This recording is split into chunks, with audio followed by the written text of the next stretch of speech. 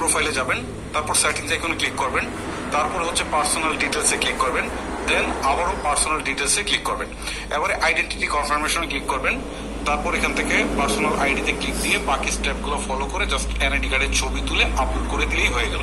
আর এখন যদি আপনার আইডিতে কোনো সমস্যাও হয় বা আইডি কেউ হ্যাক করে নিয়ে যায়, তাহলে আপনি কিন্তু খুব ইজিলি ফিরিয়ে আনতে পারবেন। সো আমার মনে হয় যে এই ট্রিক্সটা সবারই অনেক বেশি কাজে লাগবে। সো আপনি চাইলে এই ট্রিক্সটা শেয়ার করে দিতে পারেন। ফেসবুকে আপনার এনআইডি কার্ড দিয়ে একটি সেটিংস করে রাখুন, তাহলে আপনার ফেসবুক আইডি সহজে নষ্ট হবে না।